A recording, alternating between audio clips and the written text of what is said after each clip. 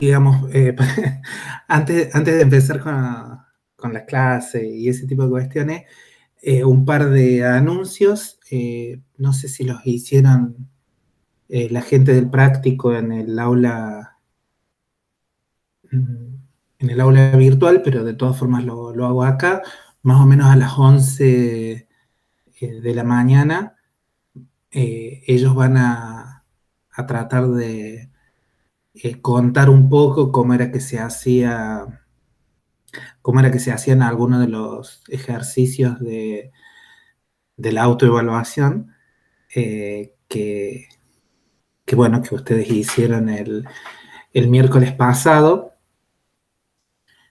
Eh, yo creo que lo que ustedes tienen que, cómo ustedes deberían tratar de interpretar los resultados, bueno, es sabiendo cuánto esfuerzo le dedicaron y cuánta naturalidad o cuánta extrañeza le presentaban las preguntas de esa evaluación.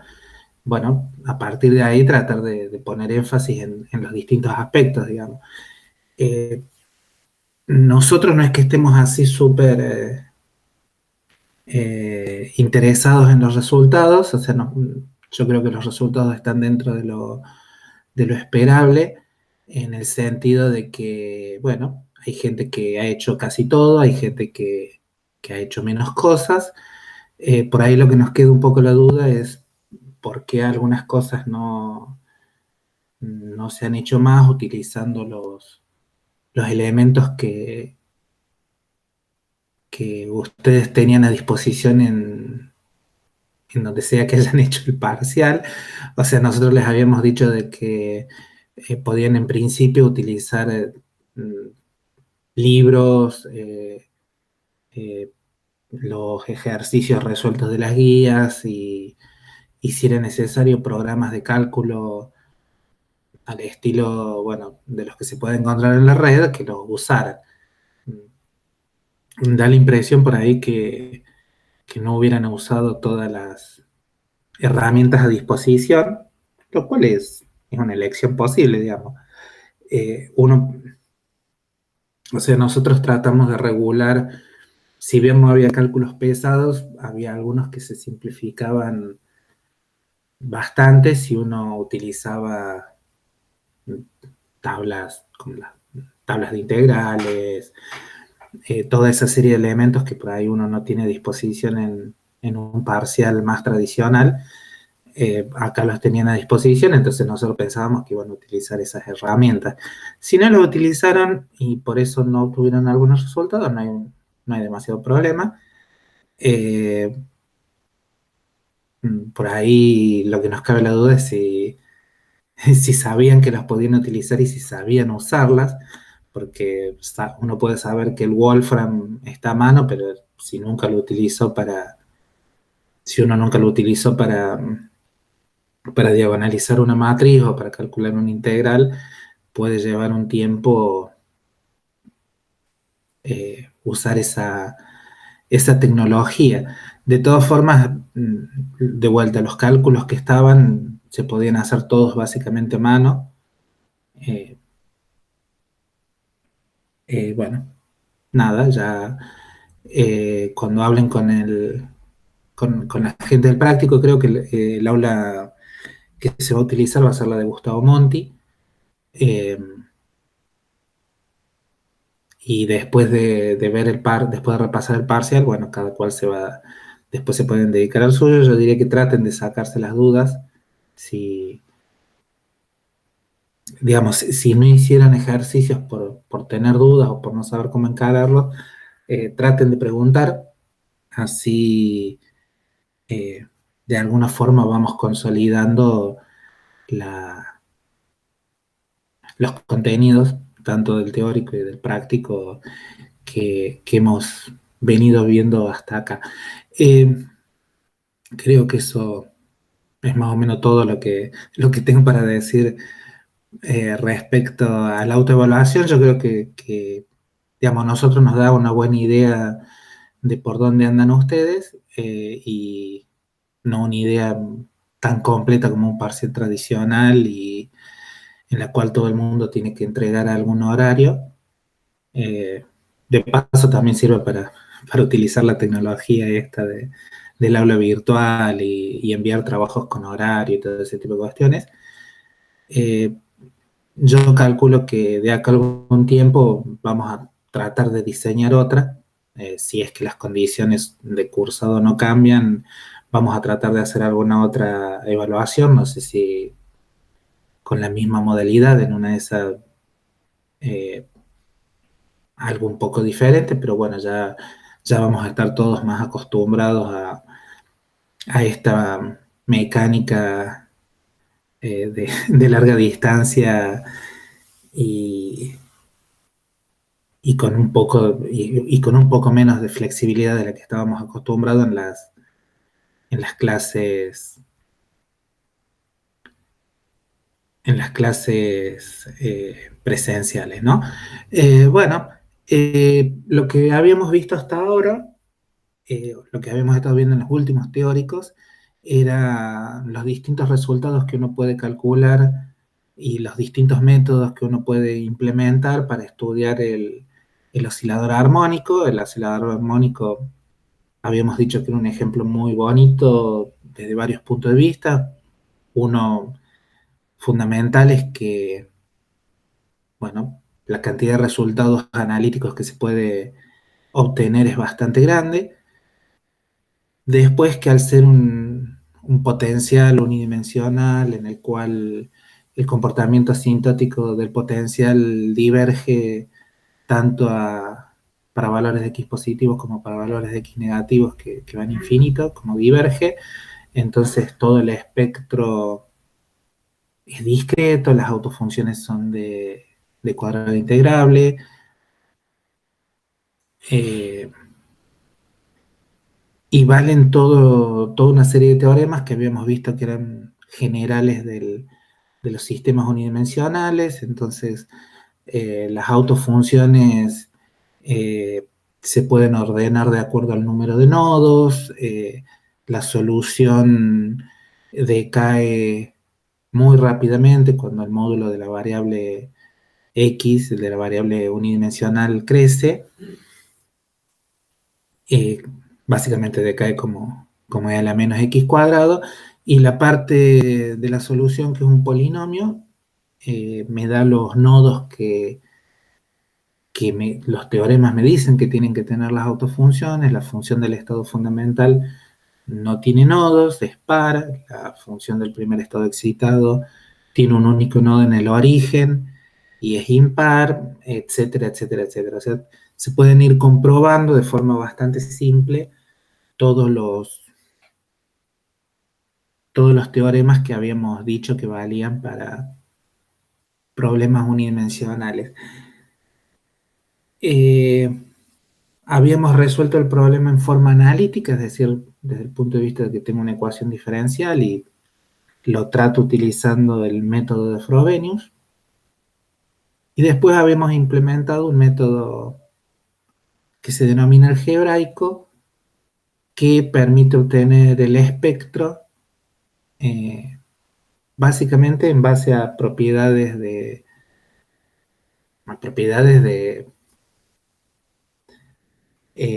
algebraicas, de conmutación de los operadores en términos de los cuales puedo escribir de forma muy sencilla el hamiltoniano. Esos operadores que uno les puede llamar ladder operators, operadores escalera o operadores creación y aniquilación.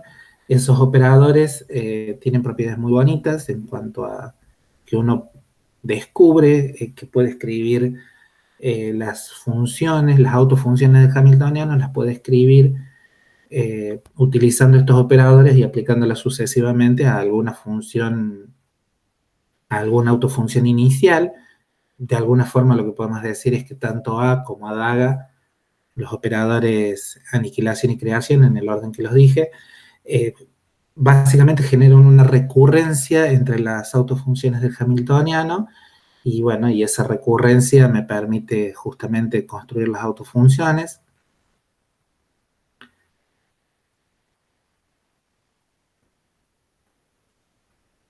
Es más, habíamos recuperado la forma específica de las autofunciones, la forma específica de las autofunciones como funciones analíticas, resolviendo que la autofunción del estado fundamental, cuando uno le aplica el operador A, el operador de aniquilación, eso me devuelve un cero, con lo cual podía, básicamente, si volvía a la representación posición del operador A, lo que uno tenía era una ecuación diferencial de primer orden exacta, que era bastante simple de resolver, y a partir de ahí, aplicando sucesivamente el operador creación hacia el operador adaga, uno podía ir, a partir de la función de onda del estado fundamental, podía ir generando la función de onda del primer estado excitado, del segundo estado excitado, del tercer estado excitado, sucesivamente.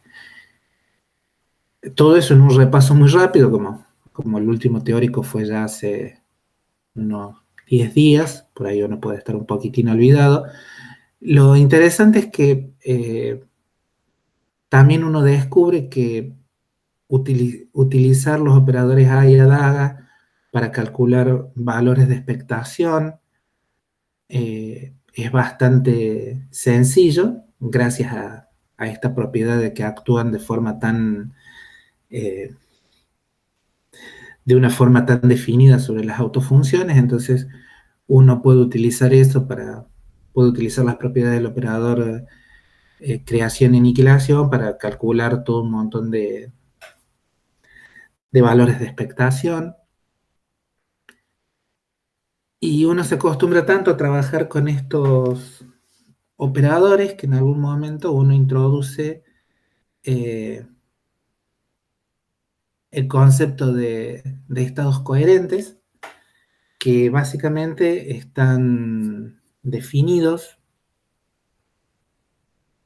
como están definidos los estados coherentes como autofunciones del el operador aniquilación. Esto es particularmente interesante y aquí es donde uno empieza a utilizar propiedades eh, bien, bien generales de- del espectro y del conjunto de autofunciones. ¿Por qué? Porque si lo que uno busca es la autofunción de cualquier operador, uno sabe que las autofunciones, o mejor dicho, cualquier estado, en ese espacio uno lo puede fabricar como una combinación lineal de las autofunciones del, del hamiltoniano, ¿sí? O sea, uno sabe que las funciones psi sub n son las autofunciones del hamiltoniano. Entonces, cuando uno tiene el hamiltoniano aplicado a esas autofunciones, básicamente lo que sabe es que eso aquí está expresado en esta ecuación que acabo de subrayar, está expresado que las funciones psi sub n son autofunciones del hamiltoniano. Y bueno, y uno utiliza propiedades simpáticas como, como el producto escalar, etcétera. El producto escalar permite de una forma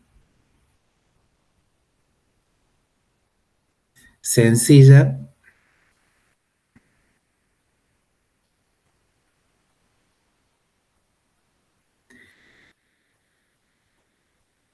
permite escribir de una forma sencilla eh,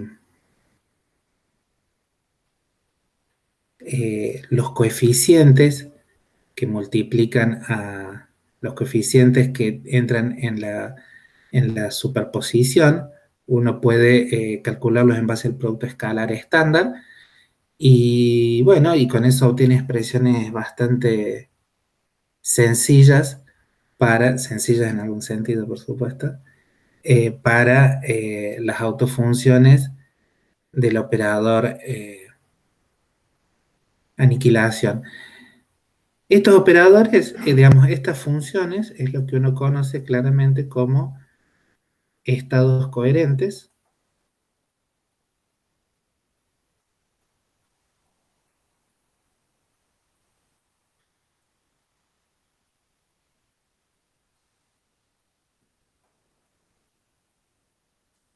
Y estos estados coherentes, uno diría, bueno, por qué ese nombre? Y el nombre se justifica a partir de las propiedades, de distintas propiedades que uno tiene para estos estados coherentes. Eh, de hecho, lo que después descubrimos, descubrimos o quedó un poco como ejercicio que está en la guía, que en realidad estos estados coherentes se pueden escribir de una forma mucho más compacta si uno introduce el valor de expectación de el estado coherente, o sea, el valor de expectación de X y el valor de expectación del momento lineal. Si uno introduce esas dos cantidades, uno puede reescribir el, los estados coherentes simplemente como una especie de gaussiana, una gaussiana bastante particular. eh, si uno no lo mira con un poco de atención, por ahí cuesta darse cuenta, pero básicamente este término que está acá me dice que lo que tengo es una gaussiana centrada en el valor de expectación de X y lo que uno, y a su vez tiene un término complejo, un término que se parece mucho considerablemente a una onda plana, que me dice eh, que el término que es al estilo onda plana, en realidad está gobernado su comportamiento por el valor de expectación del operador momento lineal. Esto es bastante simpático porque lo que me dice es, bueno, si yo cambio de alguna forma, si lo que uno tiene son estados en los cuales yo cambio el estado, uno lo pudiera fabricar con distintos valores de expectación del momento y valores de expectación del operador posición, lo que uno se da cuenta es que los estados coherentes permiten de alguna forma explorar, si uno elige, por ejemplo, un estado coherente cuyo que el valor de expectación del operador momento es muy chico, básicamente lo que tengo es una especie de estado localizado, tengo un paquete gaussiano, mientras que si uno tiene el valor de expectación del momento perdón, si el valor de expectación de la posición del operador posición es muy chico, entonces básicamente el comportamiento del, o la forma funcional del estado coherente se aproxima más a, al de una onda plana. Es decir, yo con los estados coherentes, digamos, los estados coherentes permiten explorar comportamientos entre, entre, entre los tipos de estados más generales que hemos estado viendo hasta ahora, ¿sí? Lo que uno sabe es que eh, de vuelta, al ser el potencial cuadrático, el, eh, el espectro del hamiltoniano es discreto y las autofunciones son sí o sí localizadas. Sin embargo, estos autoestados del operador aniquilación permiten tener una serie de comportamientos bastante interesantes que no están necesariamente en el comportamiento de los autogestados del hamiltoniano del oscilador armónico. Lo interesante es que uno se da cuenta que uno puede fabricar, uno podría llegar a preparar, al menos desde algún punto de vista formal, estos estados coherentes, ¿sí? Si hubiera una especie de medidor de estados coherentes o algo parecido, uno, o al menos uno puede concebir que estos estados se pueden preparar como una condición inicial. Entonces uno se podría preguntar legítimamente si uno tiene un estado coherente como condición inicial, ¿cómo es la evolución temporal de ese estado coherente? ¿Ok? Entonces, lo que queremos es, estrictamente,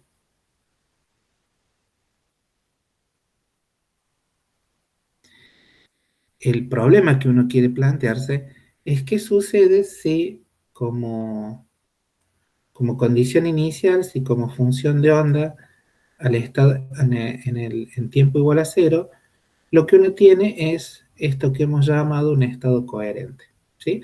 Donde el estado coherente ya sabemos que tiene un cierto valor de expectación del operador eh, posición, lo podemos denotar poniendo el alfa abajo como su índice para que quede claro que es el, el valor de expectación cuando uno lo que tiene es un estado coherente.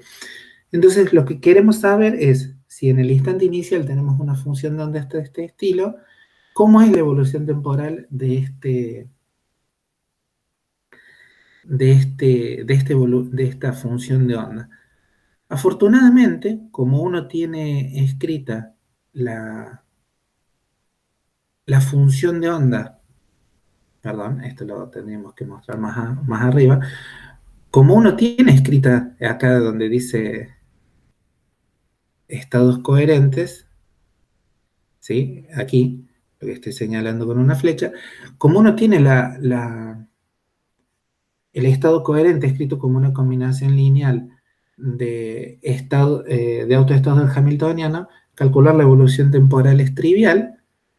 Lo que uno sabe es que si uno, vamos a escribirlo aquí, si uno formalmente aplicara el operador hamiltoniano a ambos lados, esto es lo mismo que, digamos, todas las cosas que multiplican, suman, etcétera, el hamiltoniano es un operador lineal, todo eso pasa de largo.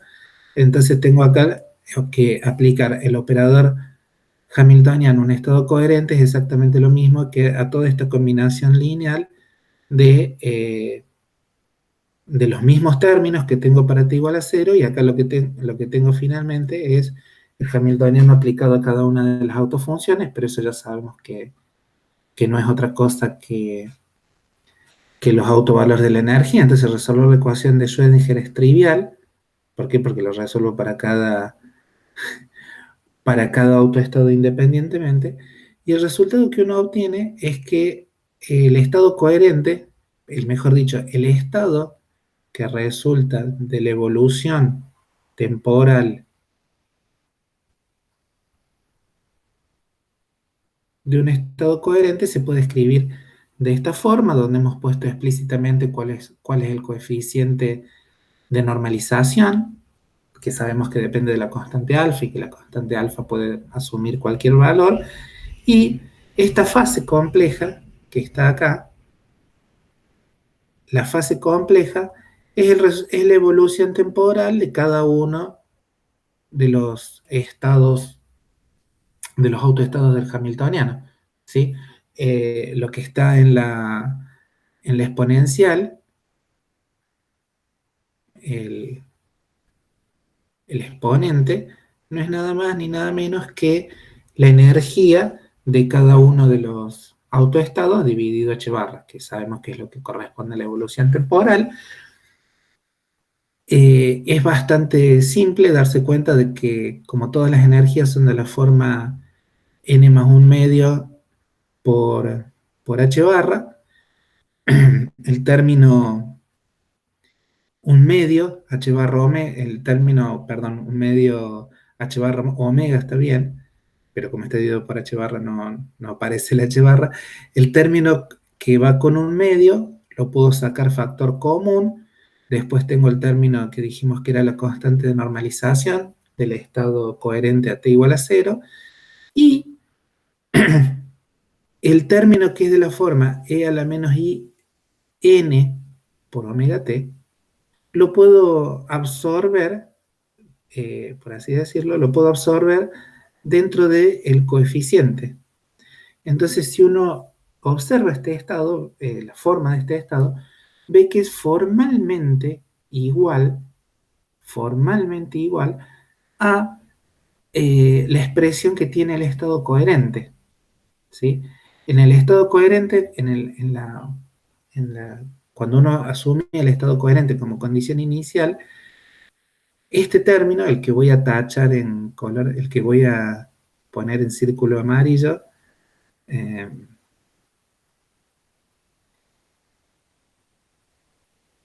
esta parte no estaba en la expresión del estado coherente en el tiempo inicial, pero después es, para t distinto de 0 es todo exactamente lo mismo.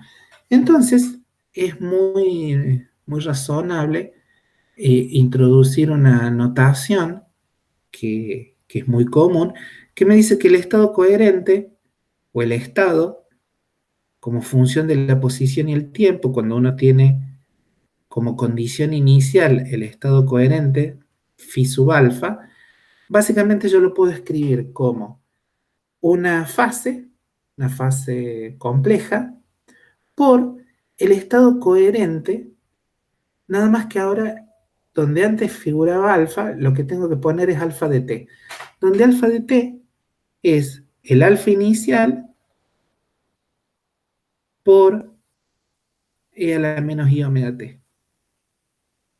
Traducción.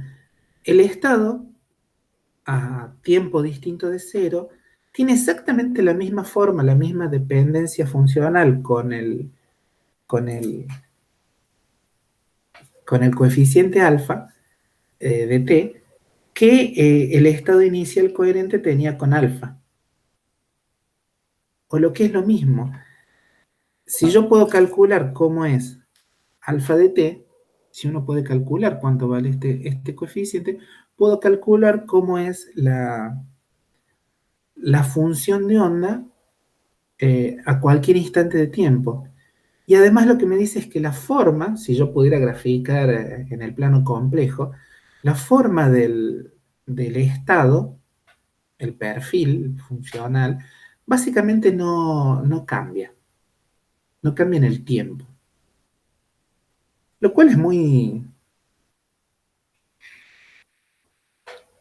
divertido, porque básicamente lo que me dice es que como la función e a la menos i omega t es una función periódica, ¿sí?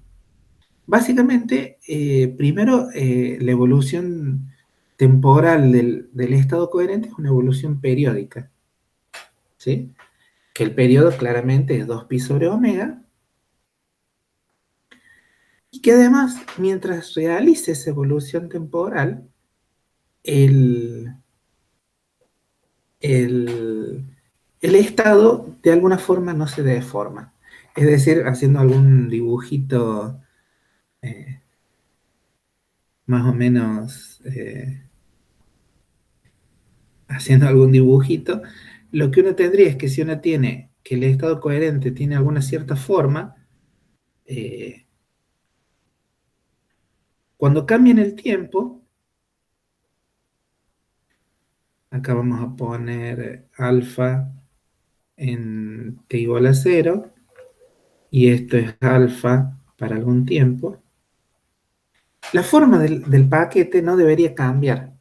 Y después de un cierto periodo de tiempo, o sea, si lo que tenemos es que alfa de un periodo es exactamente igual a alfa en 0, entonces la evolución temporal vuelve a traer a ese paquete de ondas, a ese estado, lo vuelve a traer a su condición inicial. Lo cual es como muy bonito.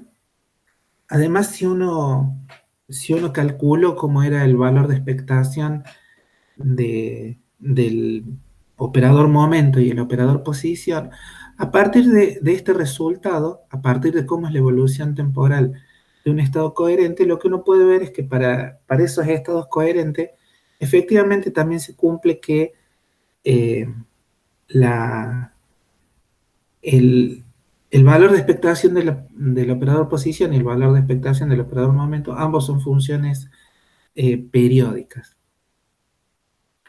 Lo cual, de vuelta, uno podría pensar que es una colección de resultados analíticos sin mayores consecuencias, si no fuera por el hecho de que los estados coherentes son estados físicos, son, y estados físicos en el sentido que se puede fabricar eh, estados en el laboratorio de sistemas físicos que eh, a los fines de la precisión con los cuales uno lo puede medir, no se distinguen en casi nada de un estado coherente.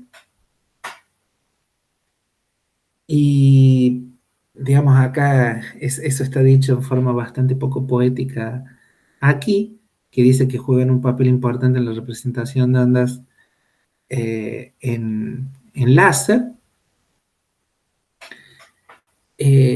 lo cual es cierto, digamos,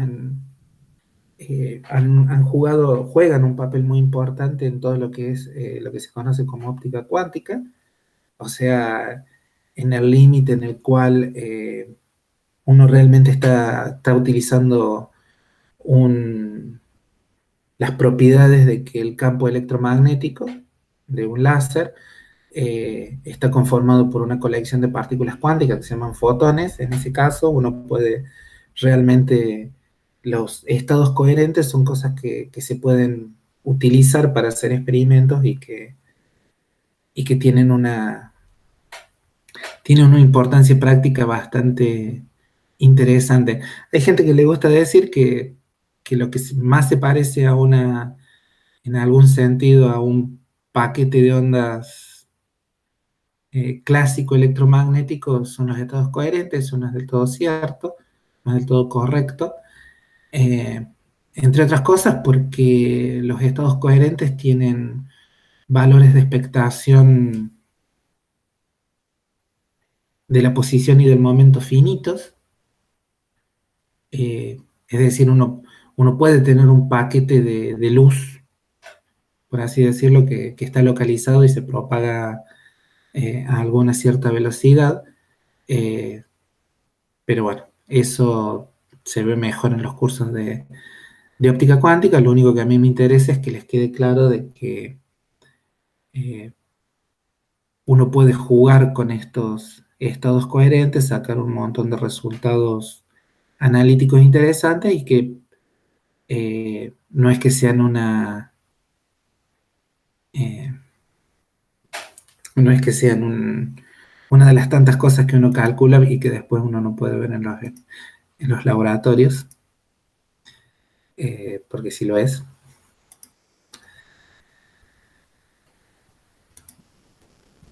Básicamente acá termina estados coherentes, estados coherentes digamos, y lo que a uno le interesa de, de-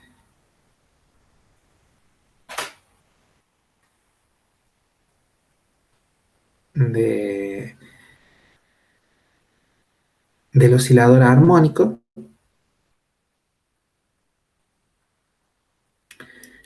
Entonces estamos básicamente en condiciones de comenzar con lo que se denomina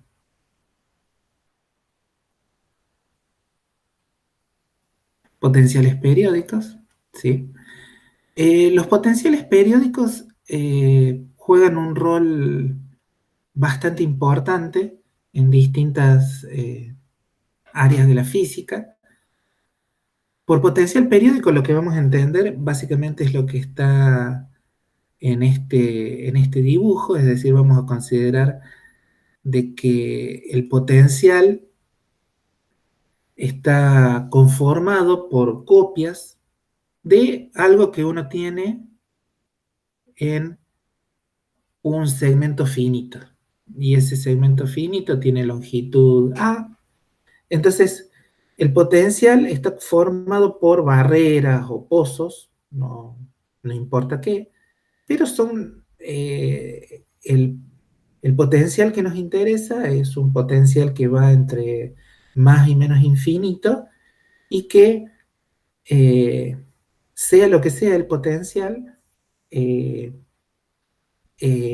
básicamente tiene alguna especie podríamos llamarlo celda unidad, ¿sí? Una celda de unidad o una celda de longitud finita, que el potencial son copias y copias de esta, de esta celda.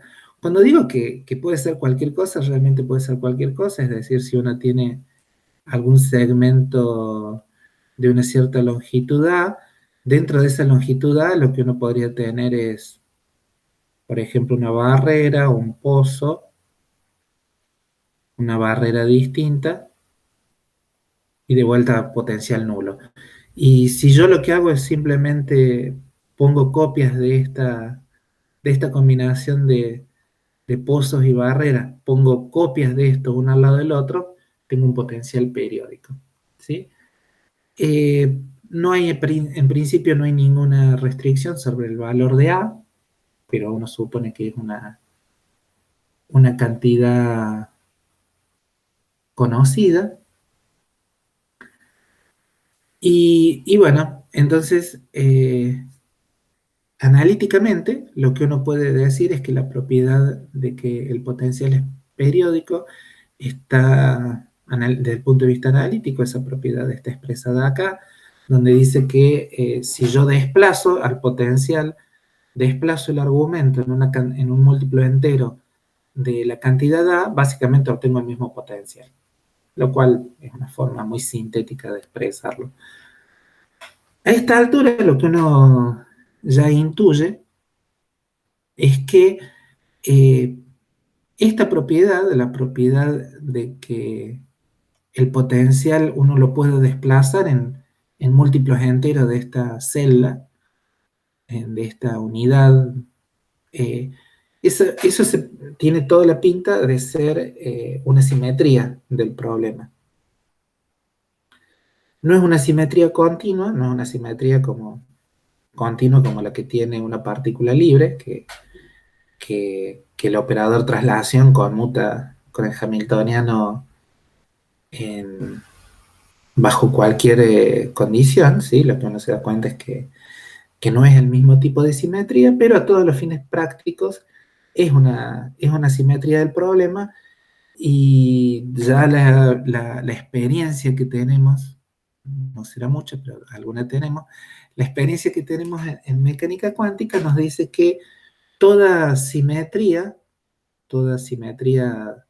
que uno pueda realmente expresar en términos de un operador y eh, porque digamos si para que sea algo en cuántica las simetrías y los operadores que tienen relación con la física, uno tiene que poder escribirlo en términos de operadores, uno se da cuenta que puede generar una especie de operador traslación, nada más que ese operador traslación en vez de en vez de generar traslaciones continuas, traslaciones infinitesimales, como por ejemplo hace el operador momento, uno encuentra un operador de traslación que lo que hace es genera traslaciones pero finitas, y en particular en la cantidad A.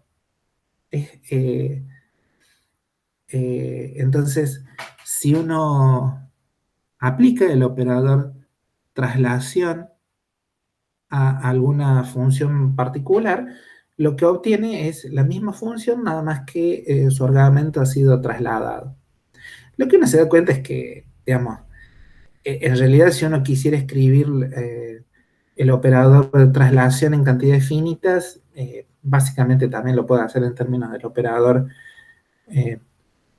momento, nada más que uno tiene que tener cuidado en cuanto traslada las cantidades. Entonces lo interesante es que haciendo un poco de álgebra bastante simple, lo que uno puede estudiar es cómo es la relación que hay entre entre el operador traslación y las autofunciones del hamiltoniano. ¿Sí? Entonces, si uno a la ecuación de autovalores del hamiltoniano le aplica el operador traslación siempre a izquierda, lo que obtiene es la ecuación que está aquí en un círculo. Y bueno, uno puede no entender muy claramente cómo es que opera el operador traslación, pero si uno lo escribe en versión coordenada, es decir, utiliza el hamiltoniano lo escribe en términos como la ecuación de Schrödinger, es decir, con un término de energía cinética que tiene que ver con una derivada segunda, y escribe el potencial, lo que se da cuenta es que uno puede eh,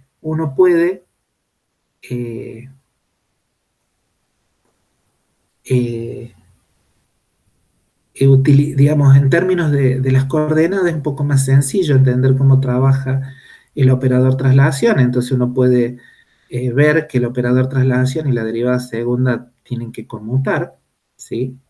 Eso es lo que está expresado eh, en este primer término, y como el potencial cuando el potencial, si uno lo traslada y lo traslada en múltiplos enteros de A, uno recupera exactamente el mismo potencial. El término del potencial, del potencial y la función de onda desplazada, en realidad lo puede reescribir de forma bastante simple como el potencial por la función trasladada solamente. Total, el potencial trasladado es exactamente igual al potencial, con lo cual rápidamente uno puede deducir que en realidad, si uno empieza con el operador traslación a la izquierda del hamiltoniano, uno lo puede mover hacia la derecha y escrito de esta forma, escrito con el operador traslación directamente aplicado a a la función de onda, lo que uno descubre es que esta ecuación lo que me está diciendo es que la función trasladada por el operador traslación también es autofunción del hamiltoniano, lo cual está muy bien porque básicamente lo que uno hasta ahora ha visto es que si lo que uno tiene es una simetría y esa simetría conmuta con el hamiltoniano, entonces lo que uno tiene que tener es una base común de autofunciones que diagonalizan tanto el hamiltoniano como la simetría. Y acá lo que estamos diciendo es que efectivamente, no estamos diciendo nada más, digamos, la ecuación que está en verde, digamos, con un círculo verde alrededor, básicamente lo que me dice eso es que hay una base de autofunciones para el hamiltoniano y para el operador traslación en cantidades finitas. Este resultado es bastante bueno y la forma más simple de resumirlo es decir básicamente que el hamiltoniano conmuta con ese operador traslación y por lo tanto tiene que haber una forma de rotular a las autofunciones del hamiltoniano, ponerle un rótulo que me deje a las claras que está esta simetría dando vuelta. Esto también lo que me dice es que como el hamiltoniano conmuta con una simetría, lo que abre la posibilidad es que los autovalores del hamiltoniano sean degenerados. ¿Por qué? Porque está esta otra simetría y la simetría es la que le pone un rótulo a las autofunciones de tal forma de distinguir entre las autofunciones que tienen el mismo autovalor. ¿Sí? Esto es totalmente compatible con todos los teoremas que hemos estado viendo hasta ahora. No es nada más que un refraseo de esos teoremas. Por cierto, uno puede seguir con las propiedades de- del operador. Lo que hacemos, lo que estamos haciendo ahora algebraicamente es, de alguna forma, tratar de ver por medios elementales los, eh, que las propiedades del operador traslación, pero las propiedades que deducimos, eh, uno las podría decir, bueno, son todas las propiedades que uno tiene compatibles con una simetría. Dado que, ¿qué quiero decir con esto? Por ejemplo, dado que ya sabemos que el operador traslación, como sabemos esto que está dicho acá, el operador traslación lleva funciones, autofunciones de Hamiltoniano en autofunciones de Hamiltoniano. O lo que es lo mismo, lleva estados en estados, ¿sí? Porque si la función de onda tiene algún tipo de normalización, por así decirlo, si yo o tiene algún tipo de propiedades, si yo lo que me muevo es dentro de un, de un espacio de autofunciones con propiedades razonables, bueno, ese operador no tiene más remedio que ser unitario. Eh, como las funciones de onda todavía no tengo garantizados que sean de cuadrado integrable, esto es un poquito más sutil, ¿sí? Y es por eso que uno hace la cuenta que está acá, es decir, trata de ver que el operador es unitario en términos de integrales, utiliza las propiedades del producto escalar que uno sabe que tienen este tipo de, de espacio. Entonces, lo que está escrito acá es el producto escalar de alguna función de onda, alguna función, sí, alguna función phi por el, el operador traslación aplicado a la función psi. Entonces, si escribo ese producto escalar en forma explícita en términos de integrales, obtengo lo que está aquí, obtengo la integral entre más y menos infinito de la función de onda desplazada, la función psi desplazada por la función phi complejo conjugado. Acá lo que puedo hacer es un cambio de variables trivial. Eh, el cambio de variables no es otra cosa que definir una variable x' igual a x más a, y después, como son variables mudas, puedo volverlo a llamar x, pero obtengo esta segunda integral. Esta segunda integral lo que me dice es que tengo el producto entre la función phi desplazada y la función psi. Entonces, como yo ya sé que estas funciones cuando están trasladadas las puedo reescribir en términos del operador traslación aplicado a esta función, como acá lo que tengo es la función phi trasladada, eso tiene que ser equivalente a que le estoy aplicando el operador traslación a la función phi, mientras que como ahora en esta segunda integral, como la función de onda, su argumento es x directamente, entonces en el lado derecho del producto escalar tengo la función psi y nada más. Y entonces lo que obtengo es esta relación a través del producto directo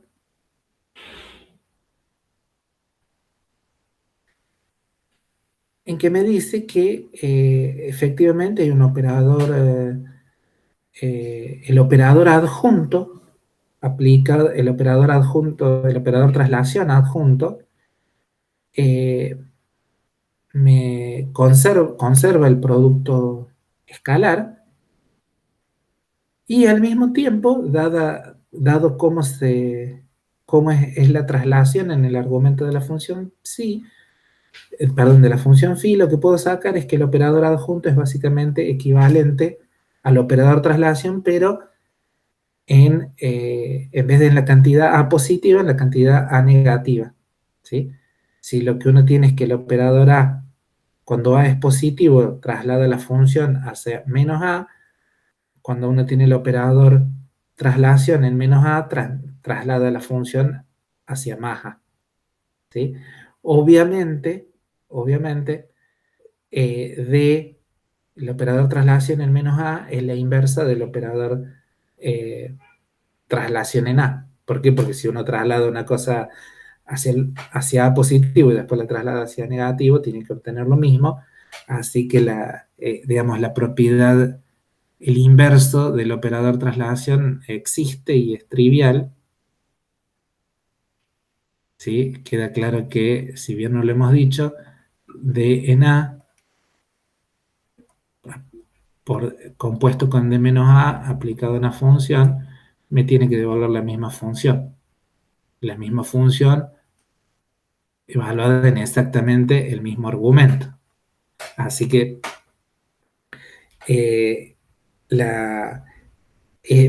en este caso, al menos el operador traslación, el operador que uno sabe calcular fácilmente es el operador inverso, entonces uno puede no saber cómo es la exacta forma del operador traslación, pero sí sabe que tiene inversa, que existe para cualquier valor de A.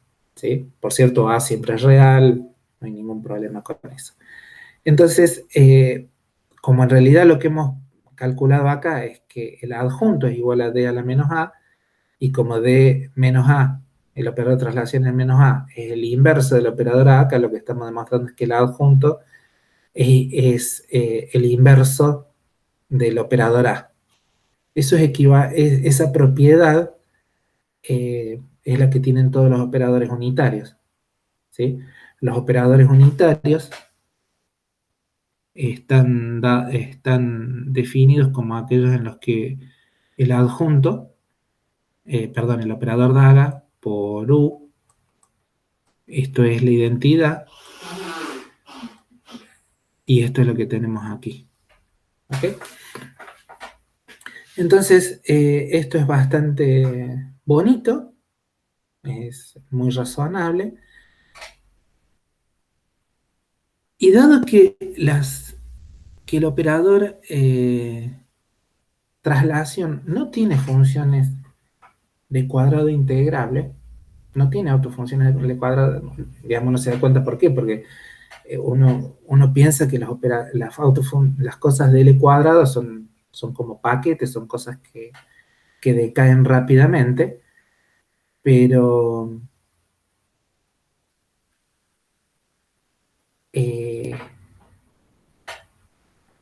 lo que me está diciendo el operador traslación es que si yo calculo, si yo traslado sus autofunciones, obtengo básicamente lo mismo. ¿Qué me quiere decir eso? Que básicamente la función de onda no se puede anular, porque si se anulara en alguna región o se volviera muy chiquita en una región, yo le aplico el operador traslación, obtengo la misma función pero además obtengo la función trasladada, y eso lo que me tiene que decir es que si la función es cero en algún lugar o tiende a cero, va a tender a cero en todos lados, haciendo algún argumento más o menos cualitativo, pero que es bastante razonable. Entonces, si el operador traslación no tiene autofunciones de L cuadrado, el hamiltoniano tampoco tiene autofunciones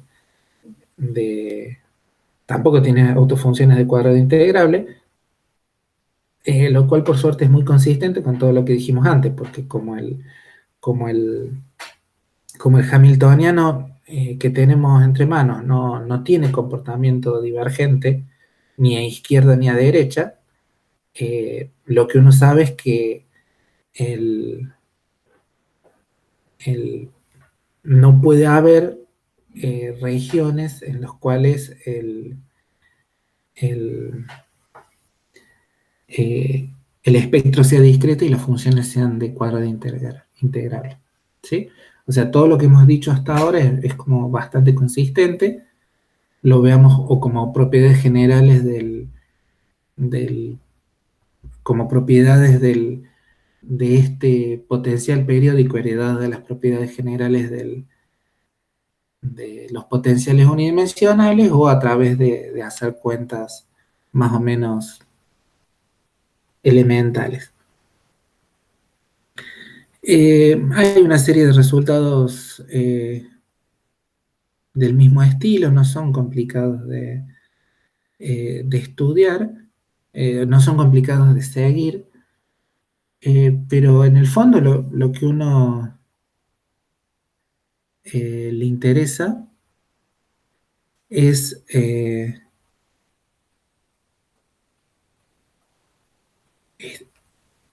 mm, estoy probando una herramienta nueva a ver cómo funciona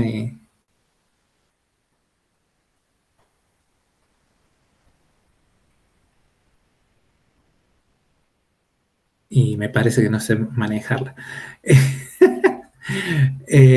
Vamos a volver a esto. Eh, digamos, lo que le interesa a uno al final del día es esto.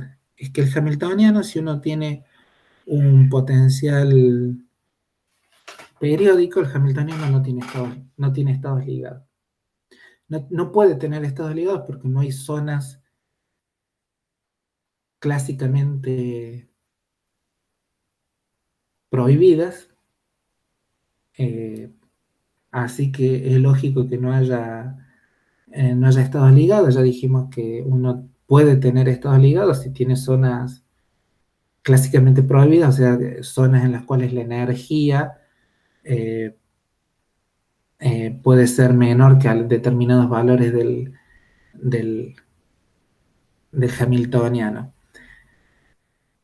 Eh, entonces, todo esto, todo lo que hemos estado diciendo hasta ahora, se resume básicamente en que los estados del hamiltoniano tienen que ser funciones que están definidas en todo el espacio y que además, dada esta simetría, son doblemente degenerados, o sea, vale todas las cosas más o menos razonables que uno está viendo hasta ahora. Y eh, no hay mucho más para analizar, al menos en términos de las propiedades generales que hemos estado viendo hasta ahora. Lo interesante es que así como uno introdujo técnicas para, para estudiar el oscilador armónico, es posible introducir técnicas que son bastante poderosas y generales para estudiar los problemas periódicos que vamos a ver ahora en Cuántica 1, digamos.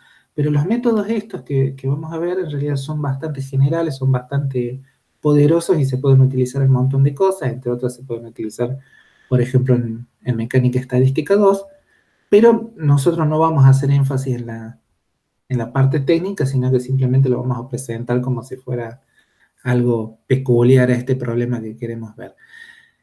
Una cosa que conviene hacer eh, es escribir la ecuación de Schrödinger en adimensional, un poco como uno hizo en el oscilador armónico. Eh, conviene introducir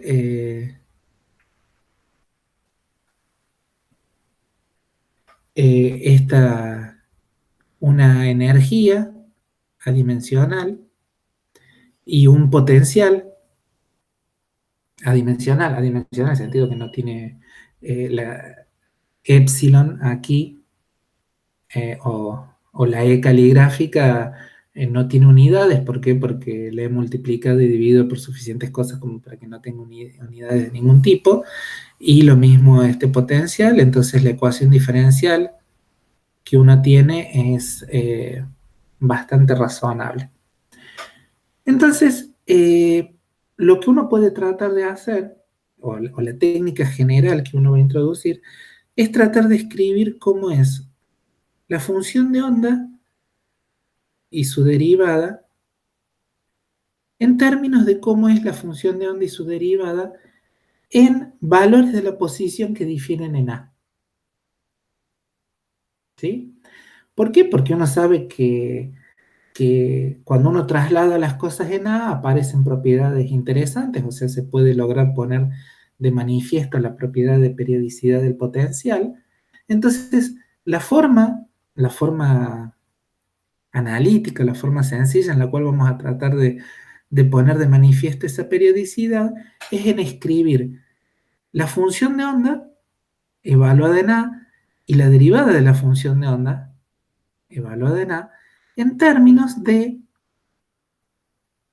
la función de onda evaluada en cero, en un origen que de última no importa, total el problema es periódico, y la función de onda en la derivada de la función de onda también en ese origen. Fíjense que esto se podría hacer exactamente de la misma forma para, para cualquier valor, para cualquier par de valores de la posición que difieran en A.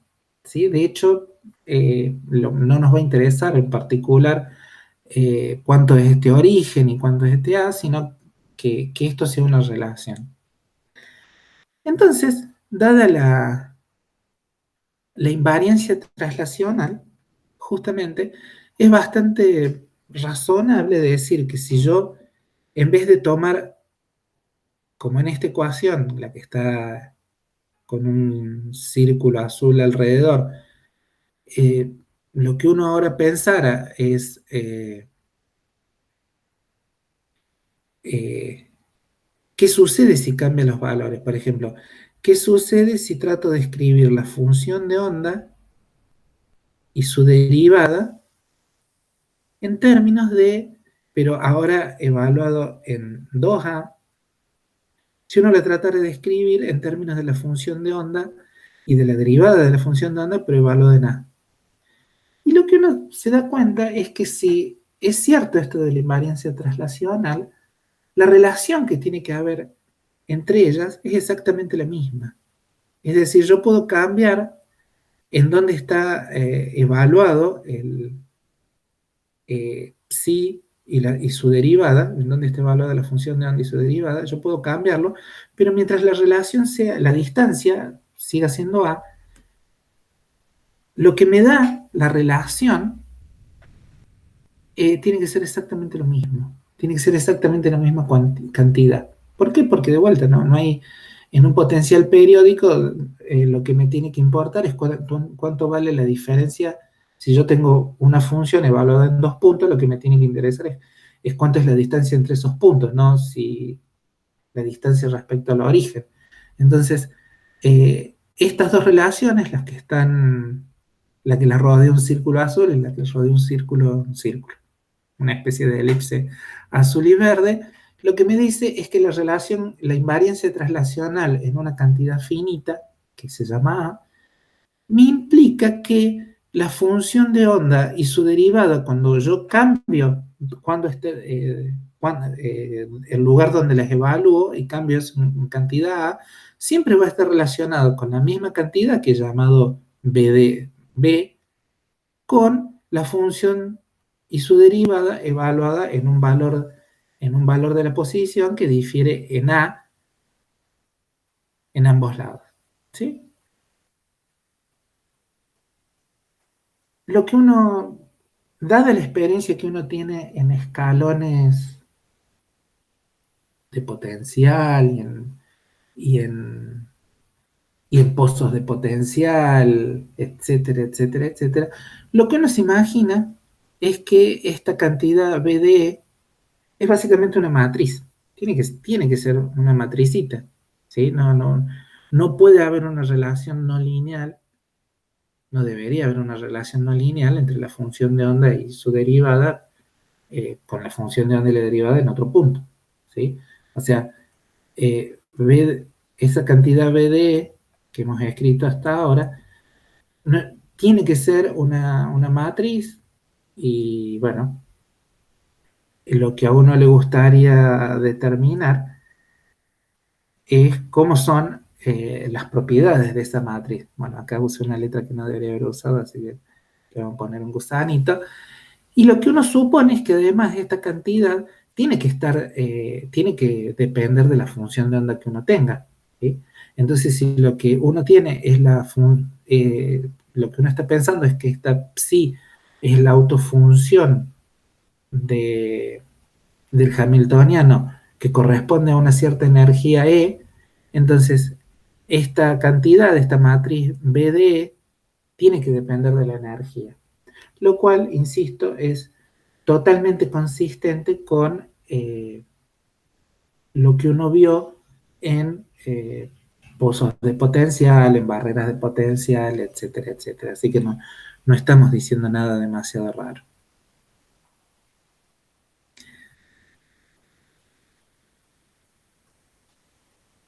El problema es que si bien esto es creíble, digamos, que uno puede escribir la función de onda y su derivada en un valor de la posición respecto a la función de onda y la derivada en otra posición, no es nada raro, sobre todo en un problema unidimensional. Lo que uno a priori no tiene muy claro es cuáles van a ser las propiedades de esa matriz, ¿sí? Entonces, lo que uno va a tratar de ver es determinar cuáles son las propiedades de esa matriz a través de propiedades simples que uno conozca que cumplen las, las autofunciones, ¿sí? Entonces, la primera propiedad simple que uno puede ver de la matriz B es que su determinante es 1, lo cual no sería tan raro, pero es una propiedad bastante fuerte que vamos a utilizar a menudo, pero lo vamos a hacer después de un descansito, ya son como las 10:20, o sea, larguemos de vuelta a las 10:25 para, teniendo en mente cortar a las 10:55 para que se puedan eh, unir al aula donde van a explicar las cosas del práctico. Así que hagamos una interrupción acá y seguimos en 5 minutos.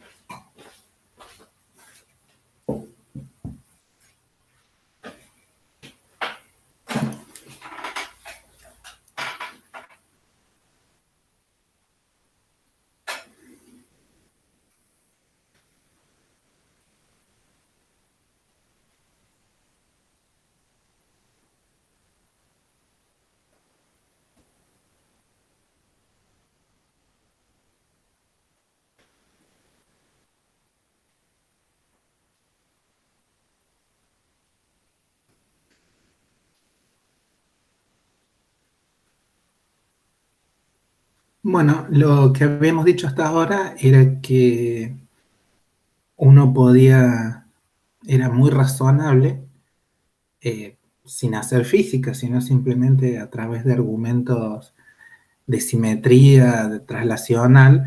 Lo que habíamos dicho era que era muy razonable ligar los valores de la función de onda y su derivada con otros valores de la función de onda y su derivada, simplemente pensando en valores de la posición que difieran en la cantidad A, en la cual sabemos que es significativa porque es la cantidad que caracteriza al operador traslación, a la periodicidad del potencial. Y lo que dijimos que si esa relación es lineal, la relación que hay entre los valores de la función y su derivada cuando difieren en una cantidad A, eh, y además decimos que esa relación es la misma, no importa cuál es el valor particular en el cual estoy mirando, sino simplemente con que difieran en A, lo que uno tiene del lado derecho y lo que uno tiene del lado izquierdo, con que eso difieren en A, siempre voy a tener la misma relación, una relación a través de una matriz B, en la cual va a estar la información física, digamos. O sea, lo que estamos tratando de sacar acá es, queda claro de que si a uno le dicen explícitamente cómo es la forma del potencial, uno podría particularizar y, y decir cuál es la forma explícita de esta matriz B, pero bueno, uno no tiene lo que a uno le interesa por el momento es tratar de sacar propiedades generales para eh, cualquier cosa que uno pueda tener dentro, cualquier cosa dentro de ciertos límites, que uno puede tener dentro de esa celda, de ese segmento fundamental de longitud A. eh, Uno quiere sacar cuáles son las propiedades generales sin asumir una forma particular para lo que hay dentro del segmento de longitud A. Entonces, una de esas propiedades generales es ver que el determinante de la matriz B, eh, así no sepa momentáneamente cómo calcularla, igual ese determinante es igual a 1. Eso se puede hacer más o menos en forma sencilla, utilizando de, propiedades simples. Por ejemplo, lo que uno había visto en algún momento era que si uno calculaba el Gronskiano entre dos autofunciones del Hamiltoniano con el mismo autovalor, lo que uno sacaba es que ese Gronskiano era una constante distinta de cero. eh, entonces,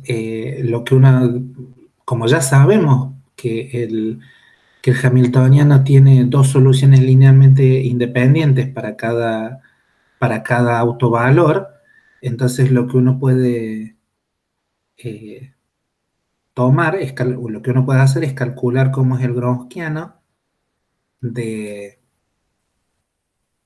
de la función psi1 con la función psi2 y evaluarlo en A, ¿sí? O sea, cuando acá uno piensa que está evaluado en A, lo que uno tiene que pensar es que uno en el Gronskiano pone la función, deriva y después iguala todo en A.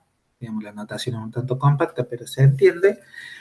Y bueno, el Gronskiano, su expresión explícita en términos de la función y sus derivadas, uno ya la conoce, sabe que es si uno tiene el Gronskiano de la función psi1 con la función psi2, lo que tiene que hacer es a psi1 multiplicarlo por la derivada de psi2 y a eso restarle la derivada de la función psi1 por la función psi2. Y entonces, una vez que uno escribe el Gronskiano, uno utiliza la relación lineal, es decir, uno sabe que la función en A, la función psi1 en A, está relacionada con la función psi1 y su derivada a través de la matriz B. Y eso es lo que está escrito acá. Entonces voy escribiendo, este primer término es psi1 evaluado en A, el segundo término que voy a subrayar con rojo no es otra cosa que la derivada de la función psi2 evaluada en A, que la puedo relacionar con cómo es la función de onda y su derivada en cero, y así voy escribiendo los cuatro términos que intervienen en el gronskiano evaluado en A, lo puedo escribir en términos de la función de onda y su derivada en cero. Lo interesante es que haciendo un poco de álgebra y trabajando, lo que uno puede ver es que el gronskiano en A se puede escribir en términos del gronskiano en cero, y eso, y el factor común que hay entre el gronskiano en A y el gronskiano en cero no es otra cosa que el determinante de la matriz B, lo cual es buenísimo. Y básicamente lo que me está diciendo es lo que está acá. O sea, el gronskiano en A y el gronskiano en B de estas funciones que son degeneradas, el factor de proporcionalidad es el determinante de la matriz B, y como el gronskiano es una constante, entonces no queda más remedio que llegar a la conclusión de que el determinante de la matriz B tiene que ser igual a 1.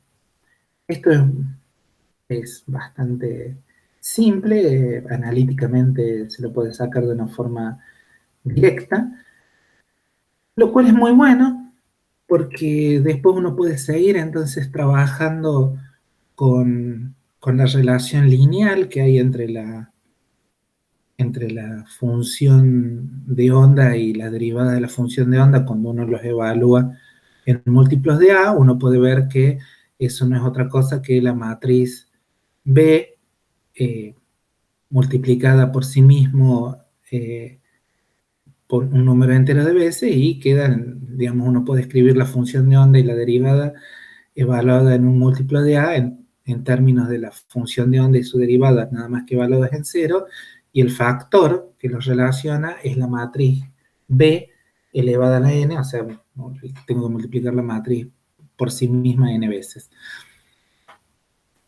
Y esto es bastante, digamos, este tipo de relación, uno lo puede pensar como que hay una relación de recurrencia de, en valores discretos de la posición de la función de onda y su derivada, ¿sí? Y uno, para las relaciones de recurrencia, tiene un montón de elementos de análisis, entonces uno podría utilizar ese tipo de elementos de análisis. Fíjense que como la matriz B tiene determinante distinto de cero,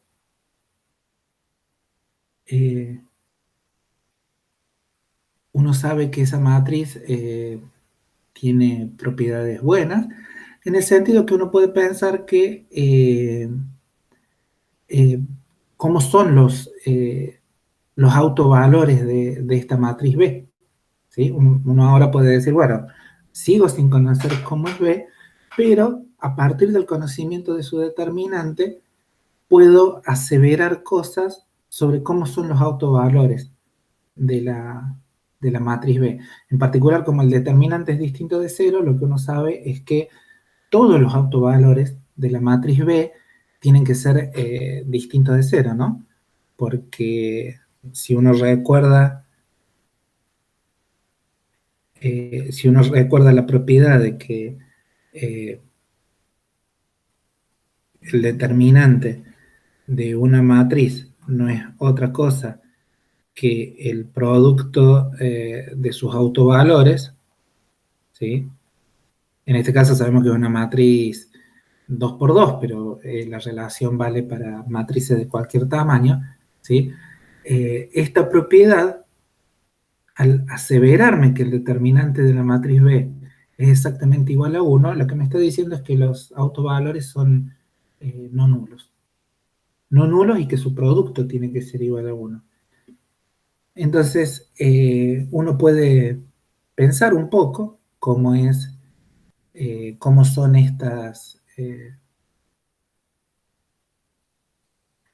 estos autovalores. Entonces,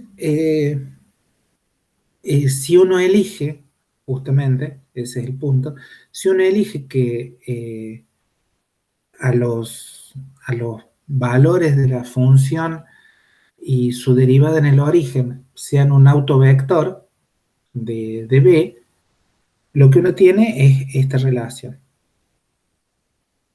Esto puede parecer un tanto, eh,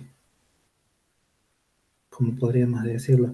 Un tanto artificial. Si a uno no le gusta, lo que uno puede pensar simplemente es que, dado que B es una matriz que tiene determinante no nulo y por lo tanto tiene que tener autovalores, uno no sabe cuáles son esos autovectores y autovalores, pero uno puede pensar que B de B, que uno tiene una ecuación de autovalores muy bonita para los autovectores de B, y si uno no le gusta esto de escribir a la función de onda y a su derivada como un autovector de la matriz B, lo que uno puede pensar simplemente es, para valores arbitrarios de la función y de su derivada, puedo escribirlos como una combinación lineal de los autovectores de B, y lo que voy a escribir a continuación es exactamente lo mismo. Es decir, si esto es cierto, queda claro que también es cierto de que B a la n aplicado a cualquiera de sus autovectores es exactamente lo mismo que el autovector elevado a la misma potencia aplicado, el autovalor elevado a la misma potencia multiplicado por el autovector eso.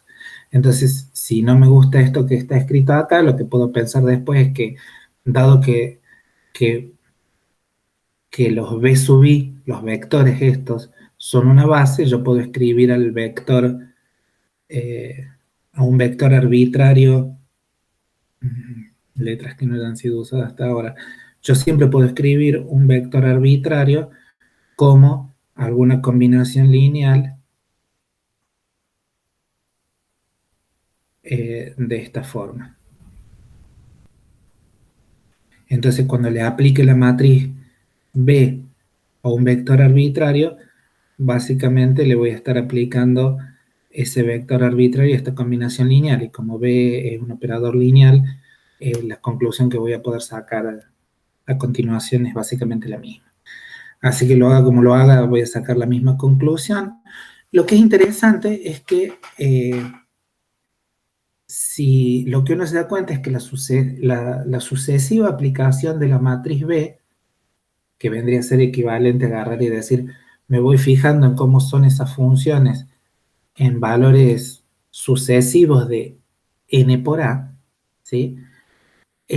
Lo que hace aplicar sucesivamente B es multiplicar por alguno de los autovalores a la n. Y si lo que uno tuviera es que el módulo de los autovalores fuera mayor o menor que 1, básicamente lo que estoy haciendo es, si multiplico por lambda la n y el módulo de lambda es mayor que 1, entonces voy a tener un crecimiento exponencial. Un crecimiento exponencial de lo que uno tiene. O voy a tener un decaimiento exponencial también, o sea, de la forma exponencial en el sentido que es lambda a la n, lambda n a la n más 1, lo cual, en algún momento lo que me diría es que, fíjense que esto es lo particularmente interesante, si uno tiene que psi n na, si uno está pensando cómo es esto lo que uno saca es que es proporcional. Por ejemplo, a lambda 1 a la n por psi en el origen. Básicamente esto es lo que estamos diciendo, que cuando uno dice que los valores de la función de onda en n por a lo puede deducir en términos de aplicar n veces la matriz B a lo que uno tiene en el origen, el tipo de relación que estoy teniendo es esto. Entonces, si lambda 1, esto es n. Si lambda 1 a la n crece, lo que estoy diciendo es que psi evaluado en NA crece. O decrece exponencialmente con lambda.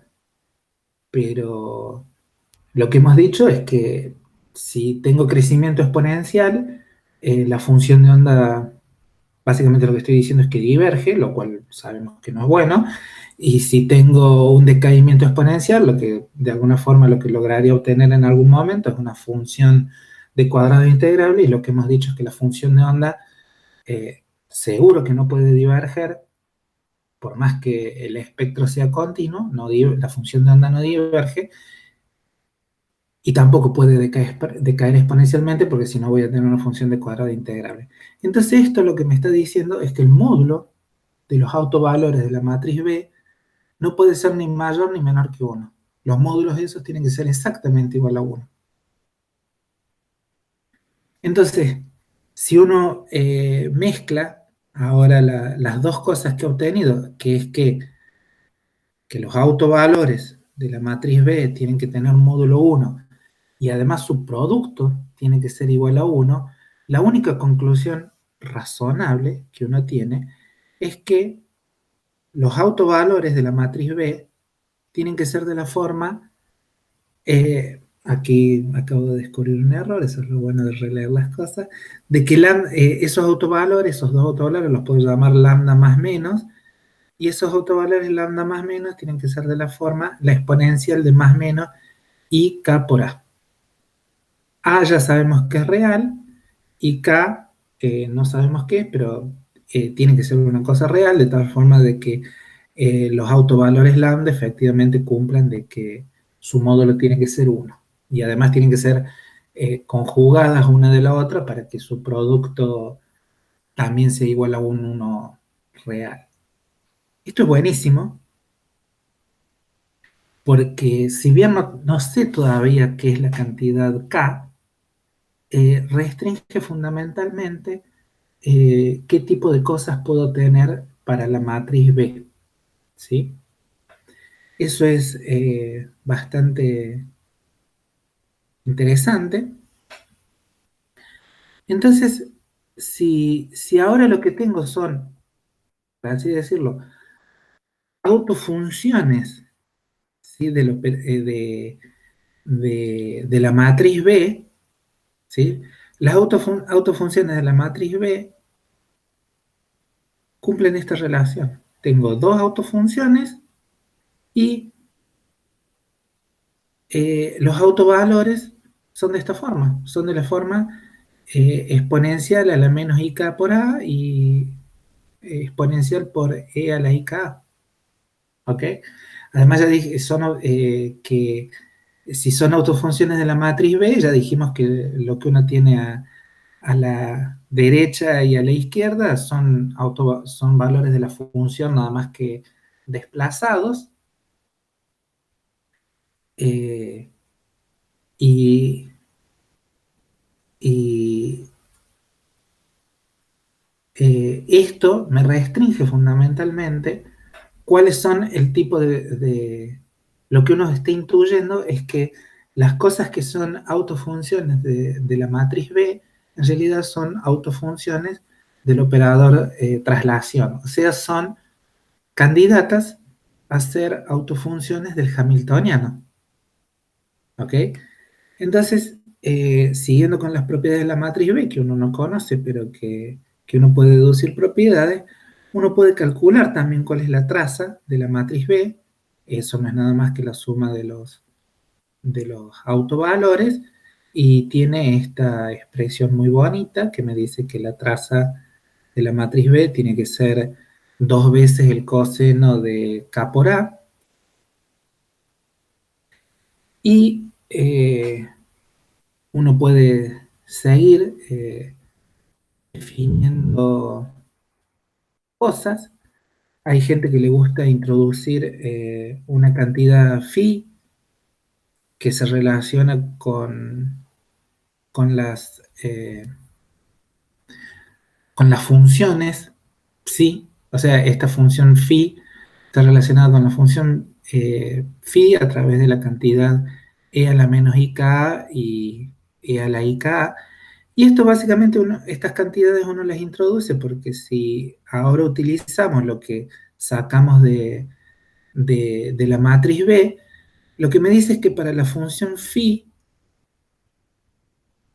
se cumple esta propiedad. O sea, la función phi es exactamente periódica con periodo A.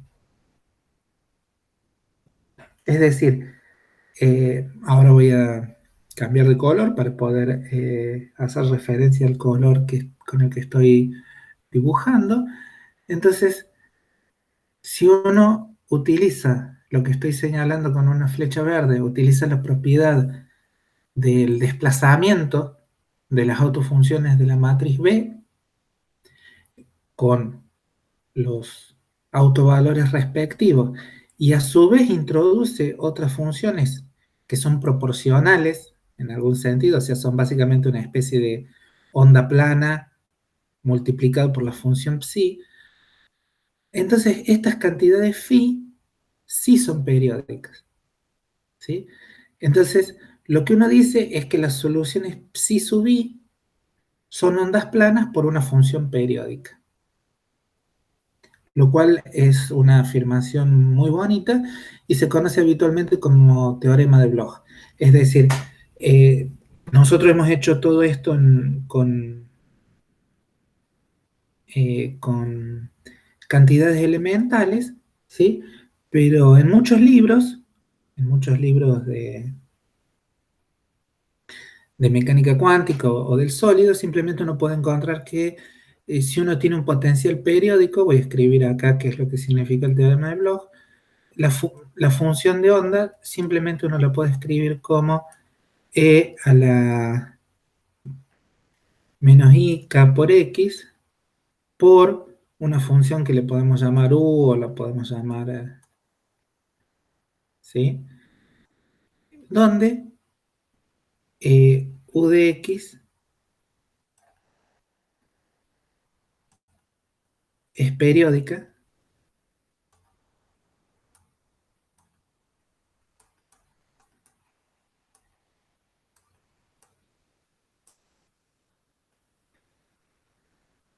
Es periódica en el sentido que tiene exactamente la periodicidad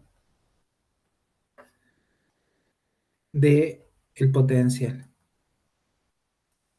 Este resultado uno puede llegar de muchas formas distintas. Hay gente que simplemente lo enuncia y lo prueba de distintas formas.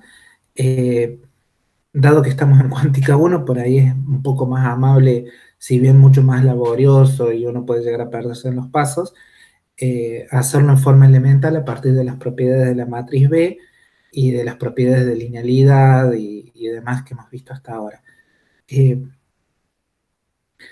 Cada uno puede estudiarlo como quiera al teorema de Bloch.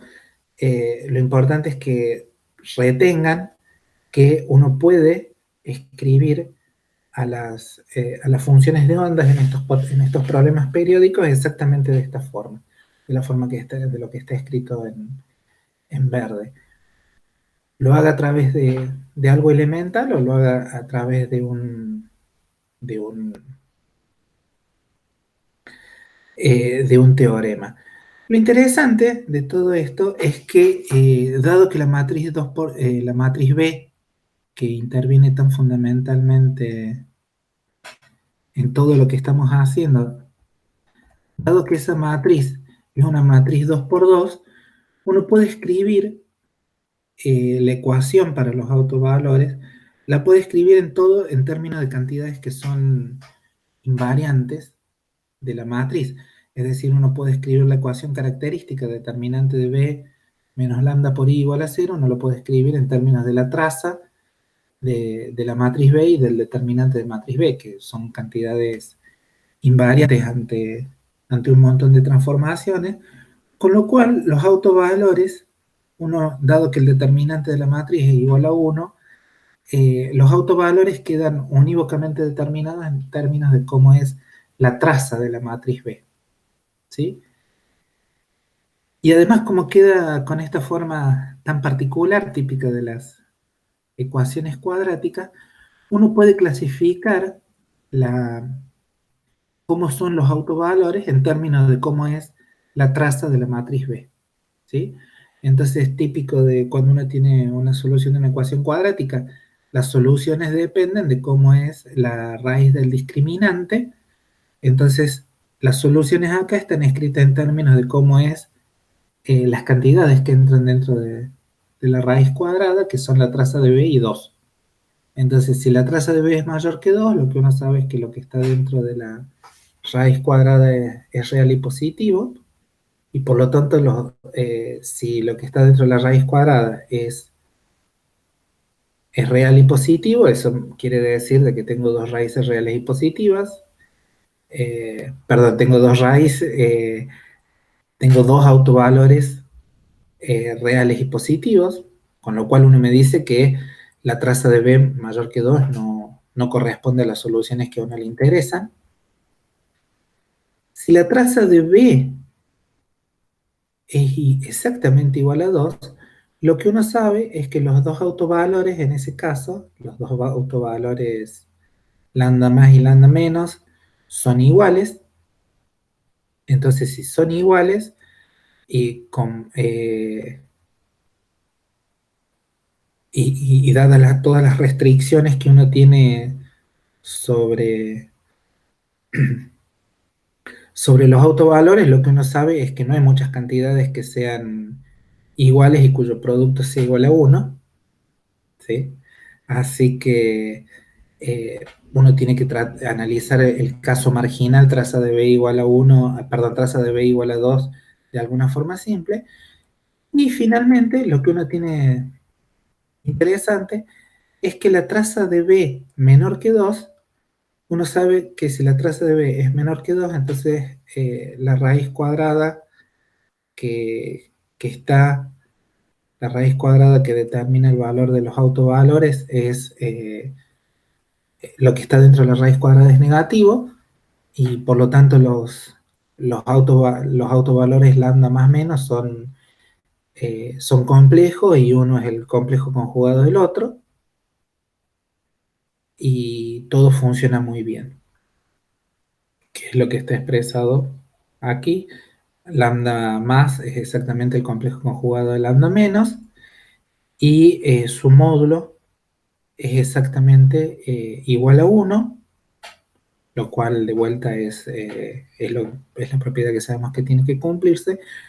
Entonces, en caso de calcular la matriz B, queda claro que eh, la condición que me va a dar las soluciones que a mí me interesan, es decir, las soluciones eh, que corresponden a autofunciones del Hamiltoniano, si yo calculé la matriz B explícitamente, las soluciones, el espectro, está dado por la condición traza de B, módulo de traza de B menor que 2. Entonces, si para un ejemplo particular de lo que uno tiene dentro de una celda de longitud A, uno puede calcular la matriz B, la zona de interés, la zona de autovalores permitidos, está dada por el módulo de la traza de B menor que 2. Todo el resto de las posibilidades son cosas que uno tiene que analizar. En el caso de que la traza de B sea igual, el módulo de la traza de B sea exactamente igual a 2, eso va a definir ciertos puntos críticos, por así llamarlo, ciertos puntos de interés, que van a ser marginales, por así decirlo. Mientras que si la traza de B, el módulo de la traza de B es mayor que 2, eso da regiones prohibidas. Esto no corresponde, esta región, la traza de B mayor que 2, no corresponde a soluciones del problema de autovalores del Hamiltoniano. Lo cual, de vuelta, va a tener que esperar hasta que resolvamos algún ejemplo particular. Eh, el teorema de Birkhoff es un teorema bastante simple, ya voy a estar cortando acá, que básicamente lo que pone es de forma sistemática lo que hemos encontrado respecto a los valores del módulo de la traza. Básicamente el teorema de Birkhoff únicamente lo que hace es, le da nombre a los valores de energía. Recordemos que no sabemos cómo, pero todavía, pero que la matriz B depende del valor de la energía. El teorema de Birkhoff le da nombre específico a las soluciones de la traza de B igual a 2 y le da otro nombre a las soluciones de la traza de B igual a menos 2. Recordemos que habíamos dicho que los valores interesantes eran que el módulo de la traza de B fuera igual a más menos 2. Entonces, el teorema de Birkhoff lo que me dice es que, bueno, primero hay un montón de soluciones a traza de B igual a 2, hay un montón de valores de energía que satisfacen esa ecuación, hay todo otro montón de valores de la energía que son soluciones de la ecuación traza de B igual a menos 2, pero más importante que eso me dice que hay un ordenamiento preciso entre cómo son las soluciones de la traza de B igual a 2 y la traza de B igual a menos 2. Y ese ordenamiento es el que está recuadrado. En principio lo que me dice es que uno siempre puede intercalar cómo son las soluciones de traza de B igual a 2 y traza de B igual a menos 2. Fíjense que lo que está diciendo, lo que está recuadrado es que dos soluciones, la solución E1 y la solución E0, que son dos soluciones consecutivas de la ecuación traza de B igual a 0, siempre contienen dos soluciones consecutivas de la ecuación traza de B igual a menos 2.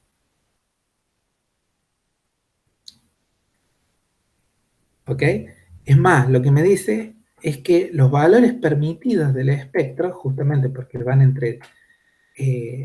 lo que me dice es que la traza de B, cuando va desde 2 hasta menos 2, siempre tiene un valor de traza menor que 1. ¿Sí? Entonces, uno puede hacer un dibujito, y esto es lo último que hago, así se pueden ir al práctico. Acabo de perder el cursor. Bien, acá lo tengo. Básicamente lo que tengo es que sí, esto señala que la traza de B es igual a 2, y tengo la traza de B menos 2, de alguna forma, aparentemente la traza logra hacer alguna cosa de este estilo. Entonces, lo cual parece muy razonable para una función continua. Entonces, la primera raíz para traza de B igual a 2 es 0, la segunda raíz es 1, y acá lo que tengo es prima 0 y prima 1. ¿Sí? Esto es claramente la traza de B. Entonces, fíjense que de alguna forma, sin haber nunca calculado la matriz B para un problema periódico, tenemos clasificado cómo son las raíces de esa función, cómo están ordenadas y, y un montón de propiedades, ¿no? La zona física queda claro que es donde la traza de B está contenida entre 2 y menos 2, mientras que estas regiones, las regiones donde la traza de B es menor que menos 2 o mayor que 2, corresponde a zona no física, en el sentido de que no son soluciones permitidas razonables del hamiltoniano. No dan funciones de cuadrado integrable, mientras que las funciones de cuadrado integrable están contenidos dentro de esta franja de valores en los cuales la traza de B, el módulo de la traza de B es menor que 2. En principio seguimos el viernes que viene. Vayan al práctico, y bueno, si quedó algo pendiente de todo esto, lo vamos a repasar el viernes. Hasta luego.